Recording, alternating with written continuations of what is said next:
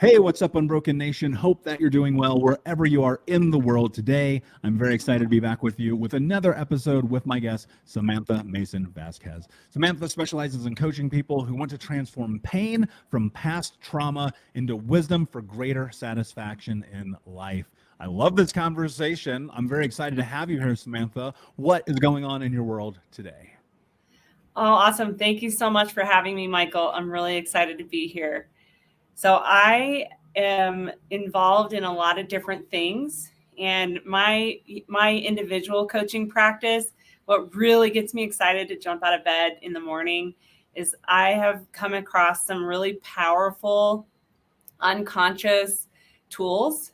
We as beings, we have our self-conscious, our unconscious or subconscious, and what I like to call the superconscious, the inner being, we have all kinds of names for it, but that spiritual part of us that I believe existed before we came into a physical body, before we decided to come and have this experience as a earthly human.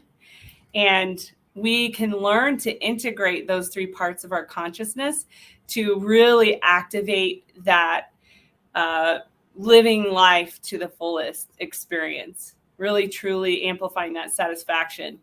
And a lot of people don't know what's happening in their unconscious, and their unconscious programming from all the bumps in the road that happened along their life are driving their behaviors. So they might say, you know what, I wish I had more discipline. I wish I was more, I wish I was more consistent. And the trouble is we can be as disciplined as we want, but if we haven't dealt with those unconscious programs that are underneath that we can't even see, they just take us over. It's like we're a tiny little ant and we're sitting on the back of a giant elephant, and anything happens that triggers one of those programs and causes them to run underneath everything else in the background, that elephant takes off and runs right in the wrong direction. And we become helpless to really be able to, make those changes that we want to make in our life. And the cool thing is, if you figure out sort of that secret code to integrating those three aspects of yourself, your self-conscious, your unconscious, and your superconscious, or your inner being, your spirit being, if you can bring those together and get them talking and communicating and get them working as a team, you can do anything. You can become unstoppable in pretty much anything you want to pursue in your life. You can create whatever you want, and nothing can really hold you back, because that elephant is now with some reins, and you're driving it in the direction you want it to go. You're actually this little ant, but you're steering the elephant versus the elephant just going wherever it's going to go. Yeah. So I'm really excited. Yeah, I'm really excited to bring that body of knowledge to people. Yeah, and look, I think it's super important. I know that there is space here where people will go, this feels a little heady or a little woo-woo, which I recognize and I get that, and that's okay. But I think more importantly is recognizing there is some truth to this. I look at my life, and I think the most important thing I've ever done for myself personally was like recognize, wow, I'm the one actually in control of everything that happens. But as you know, with me being a trauma coach and educator in the space, and you working in a very similar way, people feel so tied to and stuck towards not only their identity, but these past experiences. And they feel like, who am I to go and have this amazing life when I've had all of this suffering? And so what I'm really curious about is like, how do you start to, create some acceleration towards having the life that you want to have while kind of dealing with the juxtaposition of having these traumatic experiences? Yeah, I really, truly believe through personal experience that it starts with having a really, really well-formed meditation practice. And to me, meditation is very much a skill. It's something very similar to learning to play the piano, or learning to play the violin, or learning how to swim, whatever you want to pull up as an example. It's very much something that you don't know how to do, and you can learn how to do it. And there's many, many exercises that you can do in meditation. It's not simply sitting and emptying your mind. There's a lot more to it. And, you can play many different styles of piano. You can play, you can be a different type of swimmer. There's not one way, but there are ways that are very effective. There's tools that are very effective. And I teach my clients, I do guided meditation with them in my coaching practice, in my coaching studio, if you will. I will give them different tools every time they come in and let them practice it on their own. And one of the things that I do is I've created something called Be the Hero of Your Own Story. And that really involves going into flow state, which many of us know what that feels like to be in flow and to kind of reach those deeper levels of consciousness where your energy shifts a little bit. And, you have to sit and focus on your breath. Allow your thoughts and feelings to be like little fish in your aquarium and float by and not attach yourself to them, but just notice them. Start to recognize the separation between you and your thoughts and feelings and know that they are not you. They're sharing space with you. And, you can be aware of them, but you don't have to necessarily follow the fish all the way to its journey. You can stay focused on your breath, stay centered where you are, and just be present with yourself. And if you do that for 15 minutes or so, and I know that probably sounds, really overwhelming to people who don't practice meditation regularly currently, but you work your way up to that. You start with 2 minutes and the next day maybe try 3 and just add a few minutes every so often until you get to the point where that 15 minutes of staying with your breath is totally doable because you've practiced. Just like you learn a piece on the piano, you learn to play the notes.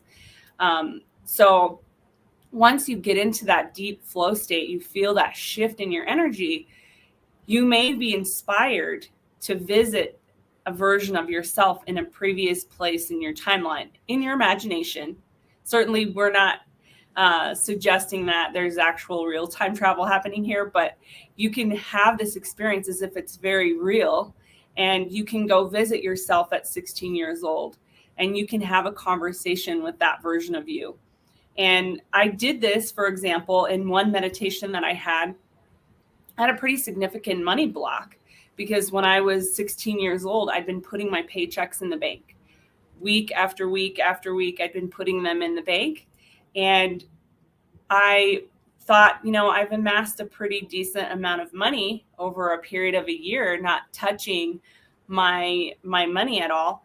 And, I decided to take my little paper bank ledger. I'm dating myself here, and go into the bank and talk with the teller and find out exactly how much I'd saved up.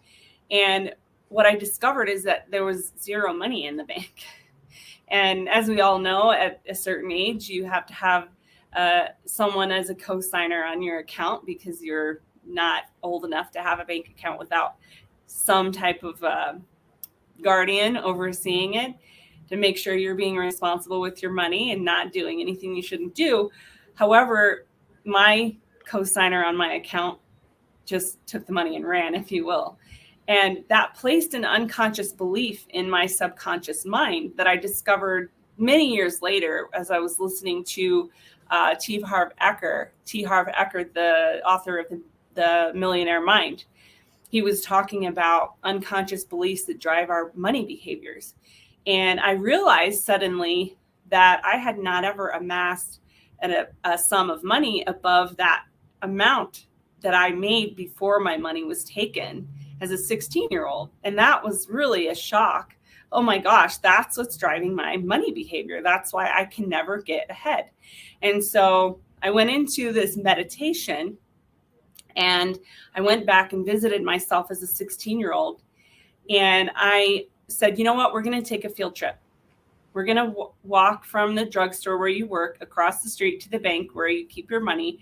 And I'm going to give you some instructions. So in my imagination, I walked across the street, went into the bank with my 16-year-old self, and I stood there as the hero for her to help her through this process. And I said, I need you to take all the money out, and I need you to hold it, and just stand here and hold it, and don't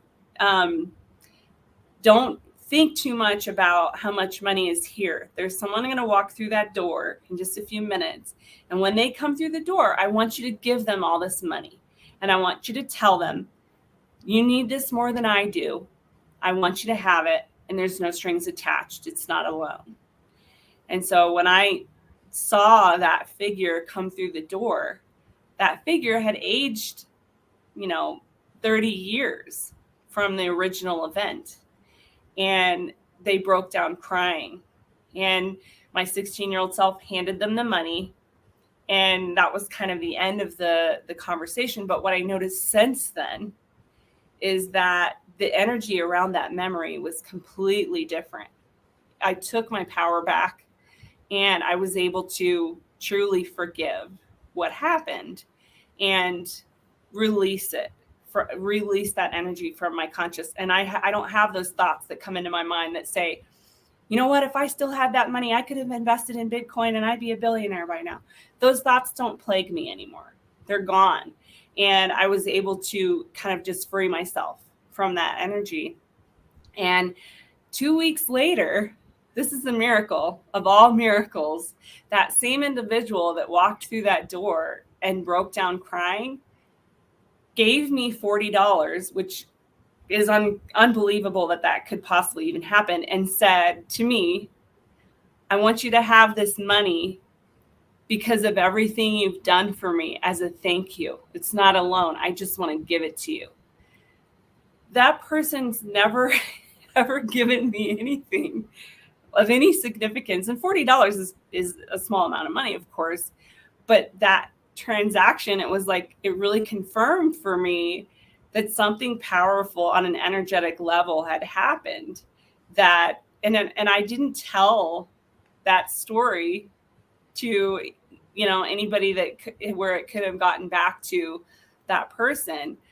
But it was like a confirmation for me that I was moving in the right direction and I did exactly what I needed to do to free myself from this. And it's been a really powerful transformation for me, for my life, in just changing my perspective and how I see things. And, the other part of the story is that person that walked through that door, aged forward 30 years, was a survivor of cancer, was a survivor of heart disease. We hold our negative emotions in our body and they create disease processes. So that money very well might have been what was needed to keep that person alive.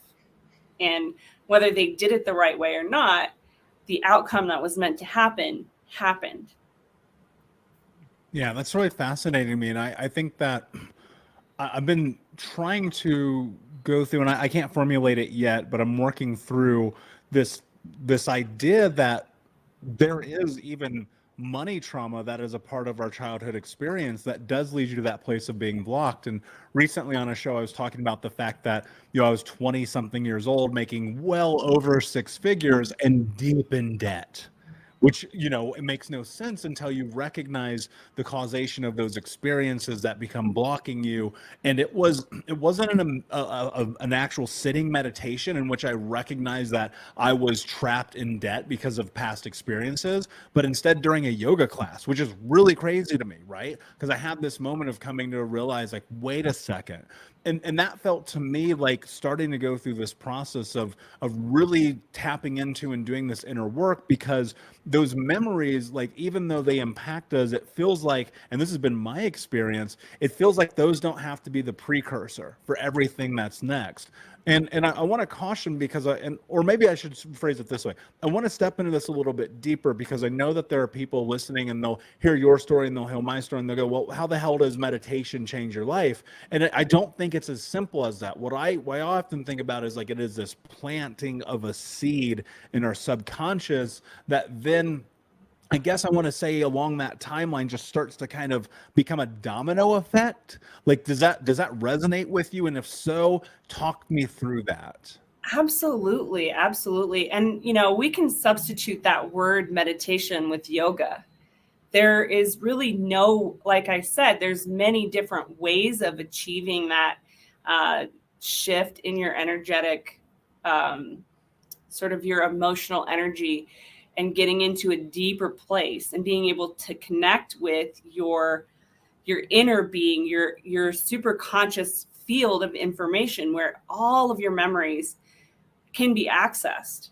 It's really finding whatever works for you to get into that deeper consciousness and have access to plant those seeds, because you have to go in there. You have to go into, and it's not going into your memories so much as it is going into yourself, going into a deeper place within yourself where those memories are more accessible and the energy tied to those memories is more accessible, if that makes sense.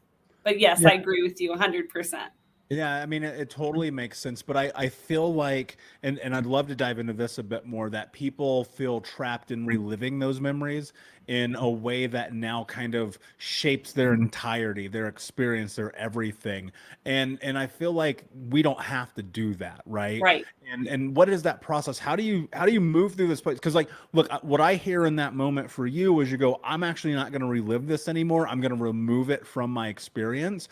But as someone who has been trapped, let me be very clear about that. It was me also discovering, like, wait a second, maybe that's not true. And if that's correct, and if you believe the same, like, how does one go through that process to, instead of reliving those memories, to, I guess, let go would be the word I want to use? Well, not to be accused of being too woo-woo, but how would you feel about me demonstrating one of my tools to you, Yeah, one of my absolutely. coaching tools? Go for it. Okay. So I'm going to help you get into flow state just a little bit. So I typically close my eyes. I don't know if that's something you feel comfortable doing here, but if you're okay with it, we can both together close our eyes, and I'll just walk you through step by step everything that I'm going to do before I do it.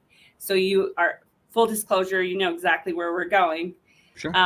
So I'll have you just use your imagination and just form a ball of energy between your hands. And it can look like anything you want it to look like.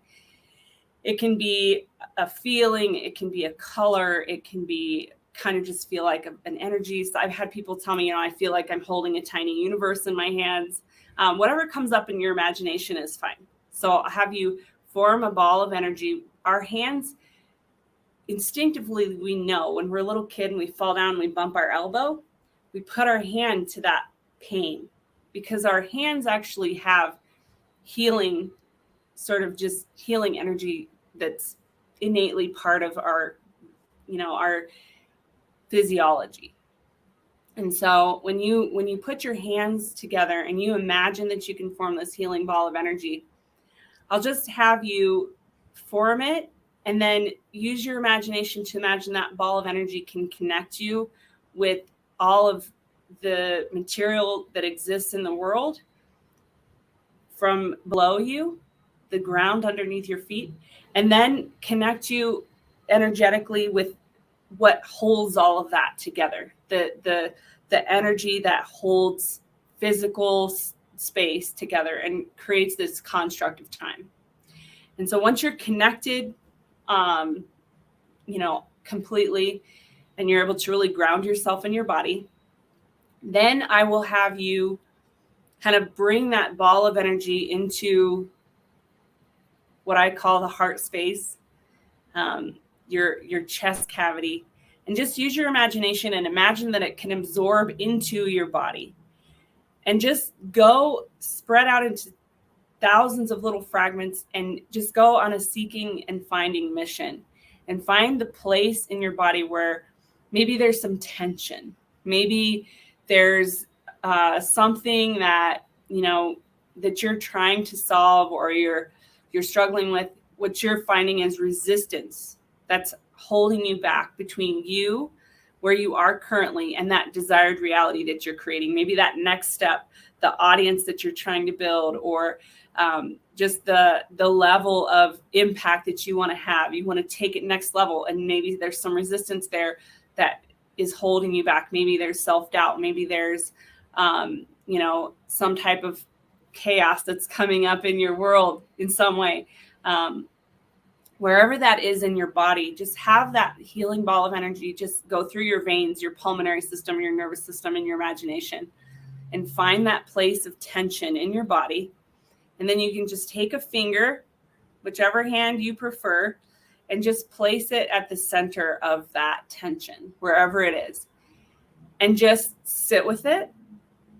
Use your imagination to imagine that it could be another being. This feeling isn't you. Maybe it's an alien creature, just a little black fuzzy creature that just crash landed on Earth, and it's showing up in your space. And why it's important to use your imagination to create an avatar is because beginning to recognize your feelings are not you. They're separate from you. They're not defining you, and they're not your identity. It's just an experience you're having in the moment.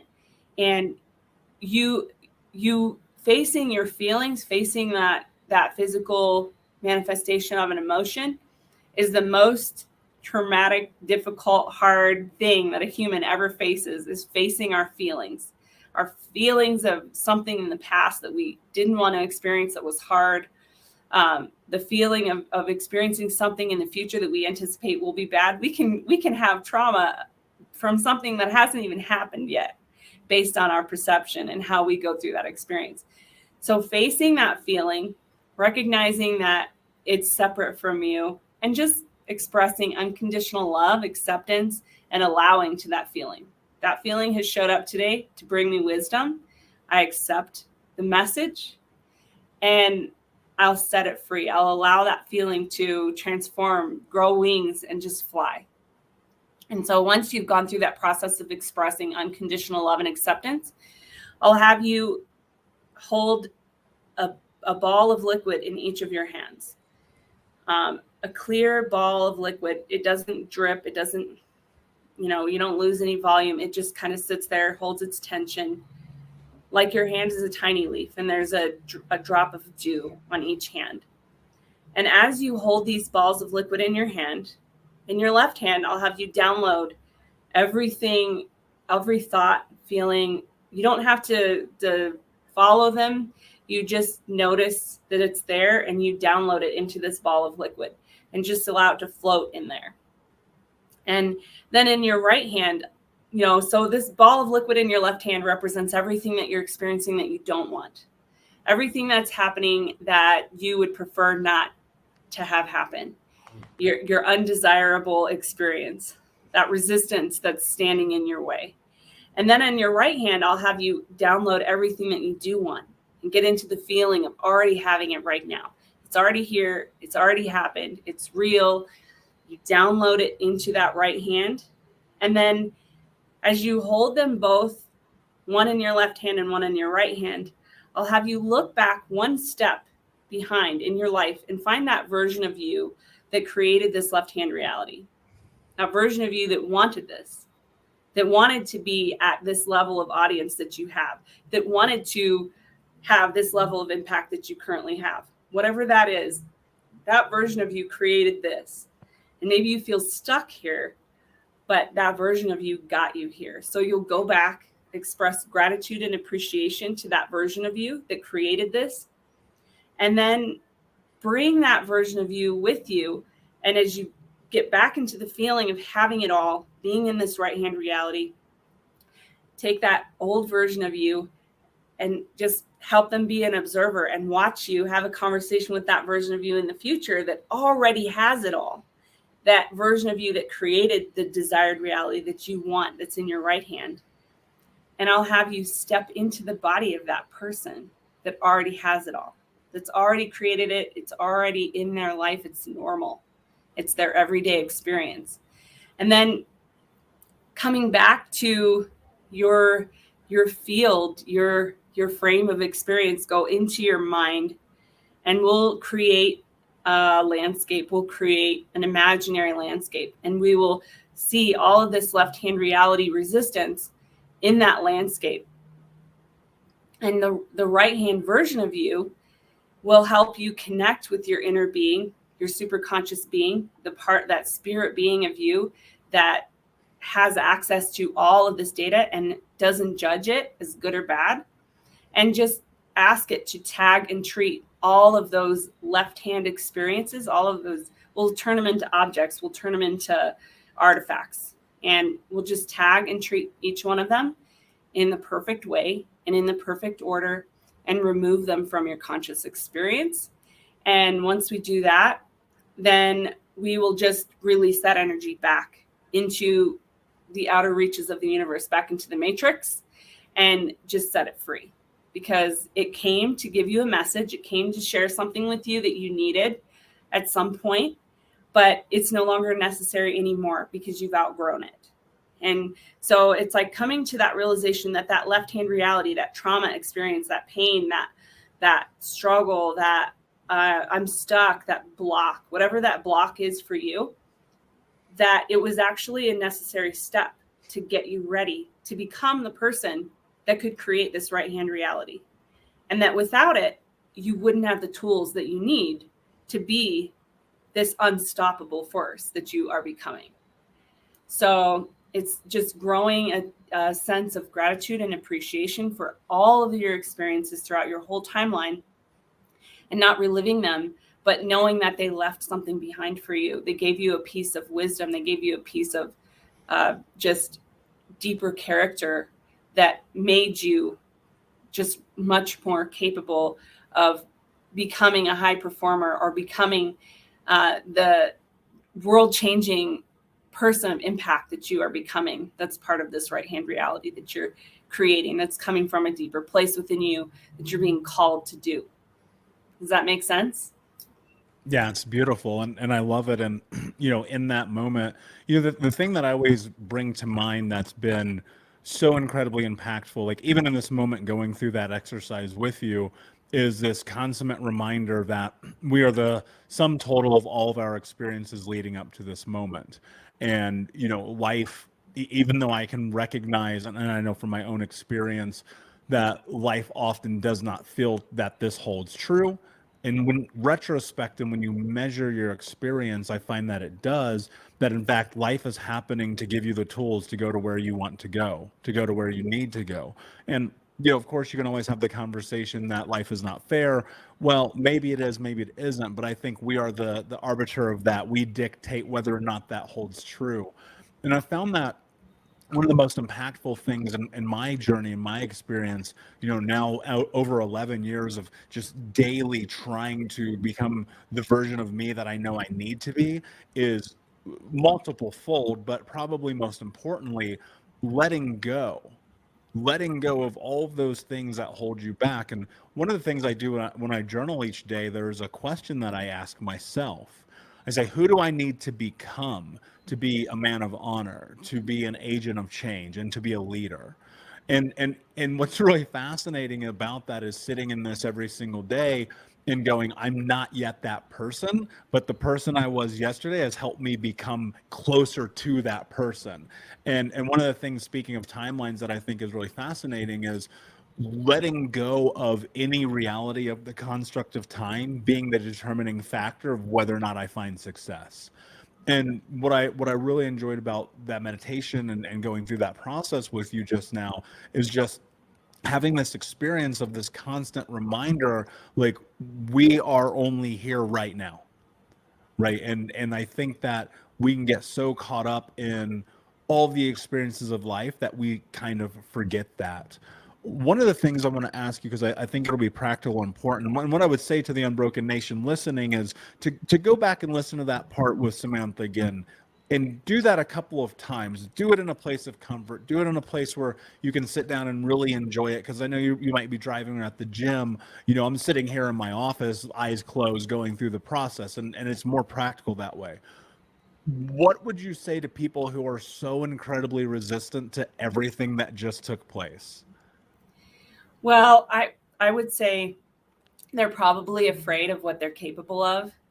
And it would be really important to really think about why and what's the thing that they're afraid to do that they really need to do in their life. What is the thing that they don't want to do this inner work because they might have a huge responsibility, because there might be a whole audience out there that they are the only person that can bring this vital message to, that they have all the keys to unlock that other audience's superpowers. and just help them live up to their true potential. And that responsibility is really big. I mean, staying on the couch, going to work, going home, just doing the same cycle over and over and over, in some ways, even though it's numbing and it can feel empty, it's a little easier than actually going deep, getting really, really clear about who you are and why you're here, finding, what you really love to create that life, that life that you're meant to have, right? Being the primary creative force in your own life, living according to your true nature and purpose, and being truly a healthy and vital being that feels incredibly energized every day, waking up without your alarm clock needed, because you have been doing this inner work and you're unlocking all of these physiological systems in your body to really activate you and get you, living not only to your true potential in terms of your actions, but also just having the physical vitality to do it. That's a lot of responsibility. That's a huge thing to take on, to say, yes, I'm going to live that way and I'm going to leave a huge legacy. Activating your voice and being heard and telling your story is not for the faint of heart. It's something that, it takes a lot of courage. And so I would encourage anyone who's resisting this and saying, I'm not ready for that. That's not for me. What better day than today to start? Because, nobody's promised tomorrow. Why not live up to your best life and live it every day? Yeah, I agree. And I think, unfortunately, part of it is coming back to this idea about conditioning, is so many of us telling us we should settle, we should be happy, we should be satisfied. And I think that's actually a very dangerous way to look at the world, because there's there's so much abundance, there's so much available to you. And I don't even mean just like from a financial perspective, like that's whatever, but joy and happiness and love and compassion and empathy and all those other things. And I think it really is this process of not only reprogramming your mind, but also your body. You look at the changes of state in your neurology and your biology, and there's something to that. And you mentioned that, and I would love for you to go a little bit deeper into that. And how can people notice whether or not they are having state changes, or what can they do to get to state changes? And then the other side of it is, what would someone need to do to really start to tap into the next level of their life?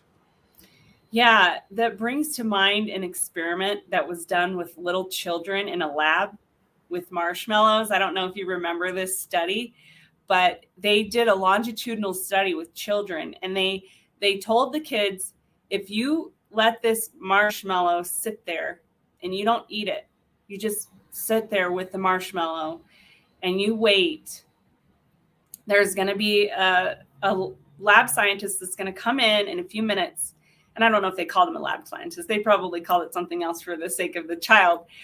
But this individual is going to come in, and if you wait long enough, they're going to come in and give you another marshmallow. But if you eat the marshmallow, you won't get another marshmallow.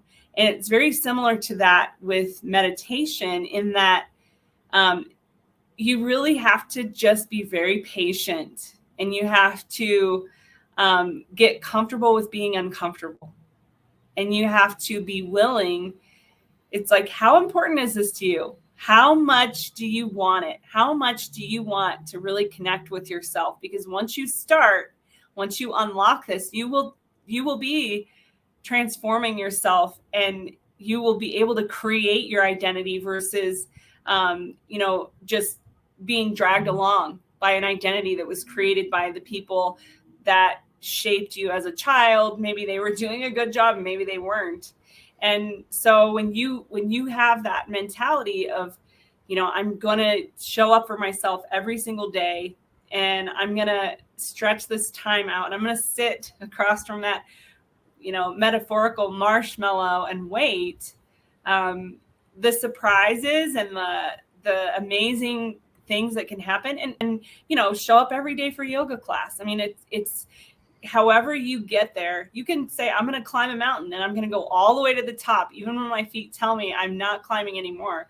It's so many ways to get there and to reach that energetic transformation, but it's all about quiet and listening, regardless of how you get there, whether you get there through meditation or yoga or mountain climbing. I mean, there's so many ways. It's really about being willing to go all the way, go the distance. And when you do that, the reward is so incredible that you'll just be so glad that you did. It's hard to even put it into words. Do you think there's a measurement from a biological perspective that people can kind of hold on to as they're climbing that metaphorical mountain? Are there indicators? Are there markers? Because I think one of the things we often miss out are like the small victories in the process, the little things that kind of get us to where we're going. And so what I'm wondering about, because I firmly believe that people quit way too early. People stop like when they're right there. It's like if you just kept going one more day, one more moment, one more action, one more activity, it might have been the one, right? But I think people give up because they don't have the wins, they don't have the support, they don't have the systems, they don't have the indicating factors that say, hey, you know what, you're actually on the right trajectory. What, if anything, can people look for in that process to really, I guess, keep going? Yeah, I think certainly when you show up,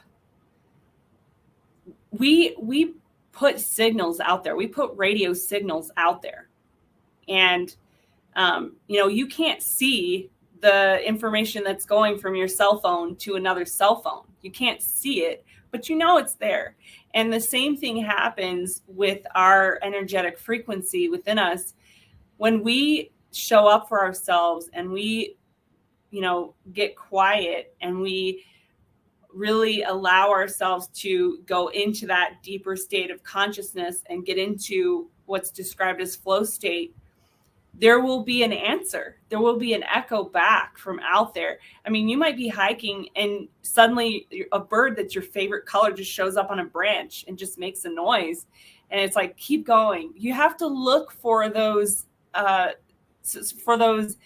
little tiny signals that are being radioed back to you from everything out there that exists. Maybe someone calls you on the phone and says, hey, I was just thinking about you. And it's a confirmation that you're doing what you need to do. You will get that return back. You will hear that echo back. And it may not be from your mom and dad. It may not be from your brother or your sister. You may not have the kind of support system that brings your family together, and maybe separating yourself from the people that are, keeping you in a toxic structure and keeping you in a sort of an identity that isn't really what you want to create for yourself. Maybe creating a little distance between you and the people that aren't echoing back those messages that are really going to help you keep going is the step that you need to take. So it's like not only paying attention to those good radio frequencies, being really tuned in with your body and feeling when a radio frequency is coming back that's saying, this is something I need to move away from.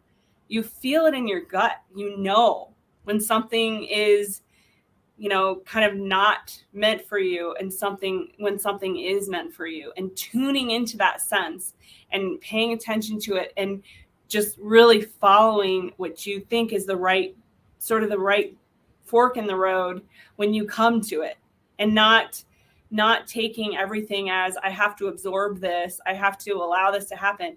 Making decisions, making conscious, aware decisions on what to move away from and what to move towards will help you start to build a better support system, find better friends, find a mentor that is 2 steps ahead, that's closer to where you're going, and build a connection with that person and ask them, can I be on your calendar once a month? Things like that.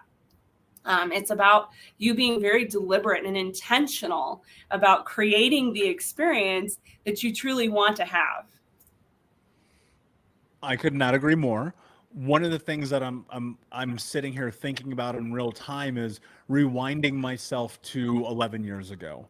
and prior, and being in these moments in which I did nothing. My life is such a different picture than it was then. Like it's not even on the same camera. You know what I mean? Yeah. And in that, looking at and measuring the activities of my life to where I am today, based on really so much of what you just said and laid out, I literally couldn't agree more. Like you gave people the exact tools that they need. However, what I'm curious about here, especially since you and I are in a very similar field, is looking at and understanding human behavior. And until I can find a way for what I'm about to say to be wrong, I'm going to hold on to it. My hope and goal is to find a way to make this wrong, because ideally I think that becomes the solution for everything that's next for people. But how does someone step into this type of massive change in their life while mitigating the risk of a rock bottom? Because historically, not only through my own experience, but through clients and people I've worked with, and just other people who I feel are very much in the personal development stage or space, excuse me, I've yet to find someone who was able to mitigate the risk of rock bottom to create massive change in their life. And so what I'm wondering here, Samantha, and maybe you could be the first, but what can we do to mitigate that moment of like, holy shit, our back's in the wall, I've destroyed everything. If I don't change now, it's game over. Yeah. So I honestly believe, and this is just through my personal experience, that it's absolutely necessary to hire a coach that can be at that wall with you and kind of be that outside voice to give you the support to start walking on a new path once that path that you all that you've ever known your whole entire life is destroyed. I'm not going to say that people can't make massive change without a coach, and you can substitute a different word. That word coach has many connotations and people interpret it many different ways.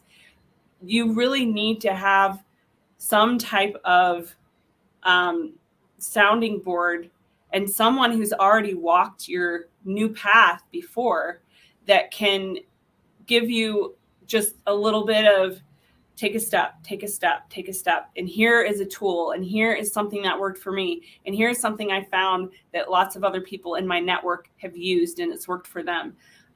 It's really difficult. And especially if you still have emotional attachments to a toxic support system, to, make these changes and stick with it long enough for it to really last and become.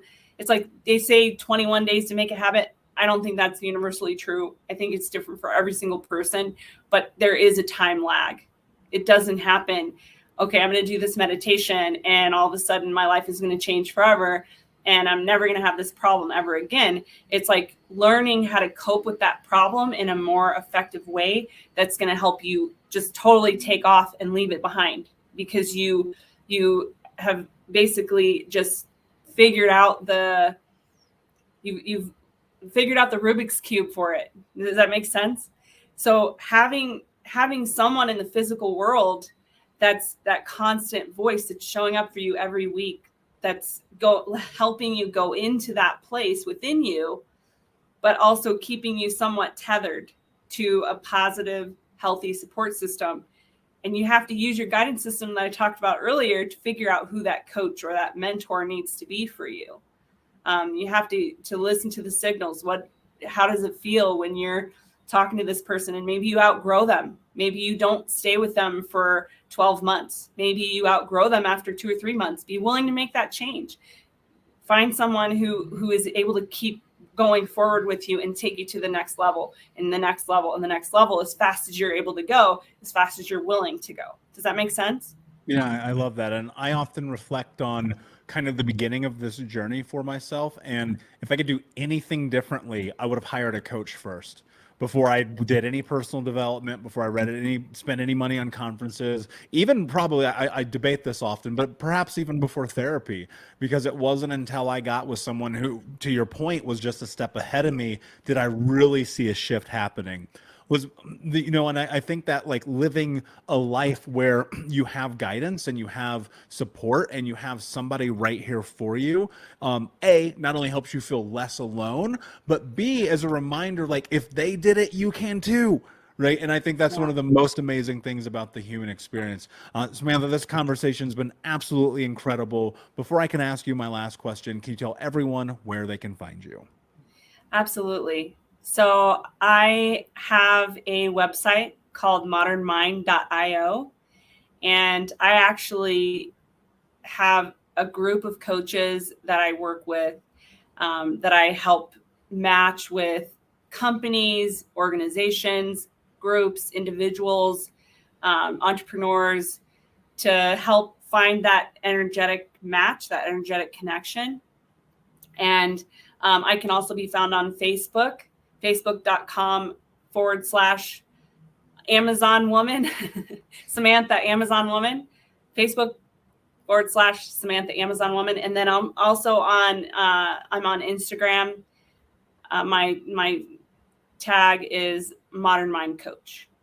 Awesome. And of course, we'll put all of those in the show notes and on the website at thinkunbrokenpodcast.com. Samantha, my friend, my last question for you is, what does it mean to you to be unbroken? To me, to be unbroken is to be unstoppable, and to realize that I'm creating my reality every single day, every single moment. I am, creating my reality, and I'm able to make shifts in my beliefs, in my values, in my definitions of myself. Those, Carl Jung identified a bunch of things like I'm not enough, I don't have the capacity, I'm not worthy, I don't belong. I can be the master of those thoughts that everybody experiences at one time or another, and taking charge and being the master of my thoughts and feelings is freedom, and that is what is being unbroken to me. Beautifully said, my friend. Thank you so much for being here. Unbroken Nation, thank you so much for listening. Please like, subscribe, comment, share, tell a friend. And until next time, my friends, be unbroken. I'll see ya.